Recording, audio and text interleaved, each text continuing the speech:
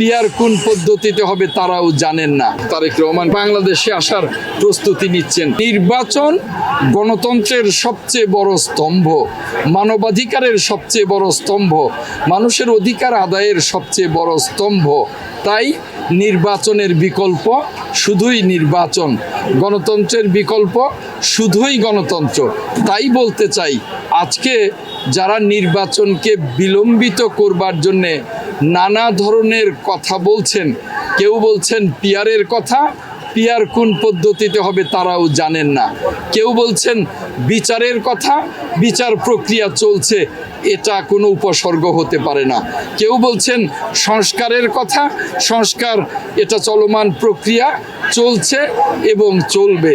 তাই যারাই এই সমস্ত ধোঁয়া তুলে নির্বাচন বিলম্বের চেষ্টা করছে, আমরা মনে করি তারা বাংলাদেশের এই সামনের গণতন্ত্রের অগ্রযাত্রাকে বিঘ্নিত করছে, তারা বাংলাদেশের সমৃদ্ধিকে বিঘ্নিত করছে, তারা বাংলাদেশের সমৃদ্ধ অর্থনীতির পথে বড় বাধা সৃষ্টি করছে। তাই তাদের উদ্দেশ্যে বলবো যে আসুন সকলে একত্রিত হয়ে আগামী ফেব্রুয়ারির মধ্যে আমরা জাতীয় নির্বাচন অনুষ্ঠান করি। এতে করে যারা ভোট কম পাবেন তাদেরও ভয়ের কোনো কারণ নেই। আমরা সকলকে নিয়েই তো সরকার গঠন করব, এটাই তো ঘোষণা শহীদ রাষ্ট্রপতি জিয়াউর রহমানের সুযোগ্য সন্তান, দেশনেত্রী ম্যাডাম খালেদা জিয়ার সুযোগ্য সন্তান দেশনায়ক তারেক রহমানের। আমরা সকলকে নিয়ে এই বাংলাদেশটাকে এগিয়ে নিয়ে যেতে চাই। সেখানে কেউ যদি মনে করেন যে আমরা তো ক্ষমতায় যেতে পারছি না।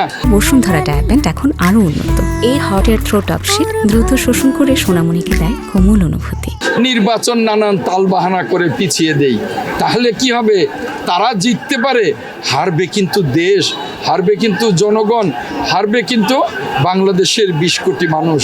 কাজেই বাংলাদেশের 20 কোটি মানুষ হারতে পারে না, জনগণ এবং গণতন্ত্র হারতে পারে না, তাদেরকেই হারতে হবে।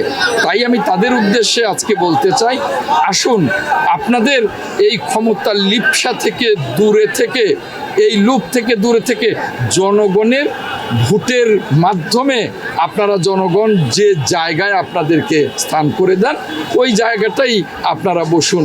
জনগণকেই তাদের অধিকার ফিরিয়ে দেওয়ার জন্যে আগামী নির্বাচনটা সফলভাবে যাতে এই সরকার অনুষ্ঠান করতে পারে, সেজন্যে তাদের সহ সংশ্লিষ্ট সকলের কাছেই আহ্বান জানাই। এই যে আইন শৃঙ্খলা পরিস্থিতির অবনতির কথা বলছেন, এটা কিন্তু আমি মনে করি নির্বাচন যারা চায় না, যারা নির্বাচনকে বিলম্বিত করতে চায়, তাদের এর পেছনে হাত রয়েছে আমি বিশ্বাস করি।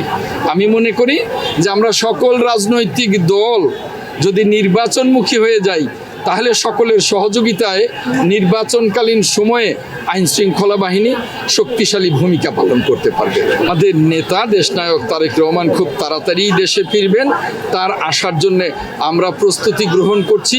তিনিও বাংলাদেশে আসার প্রস্তুতি নিচ্ছেন। যেদিন দেশনায়ক তারেক রহমান বাংলাদেশে আসবেন, সেদিন সারা বাংলাদেশের 18 কোটি মানুষ যে যেখানে আছে সেখান থেকেই এই টেলিভিশনের মাধ্যমে, সামাজিক যোগাযোগের মাধ্যমে, রেডিওর মাধ্যমে, সমস্ত মিডিয়ার মাধ্যমে সকলেই তারেক রহমানকে স্বাগত জানাবেন।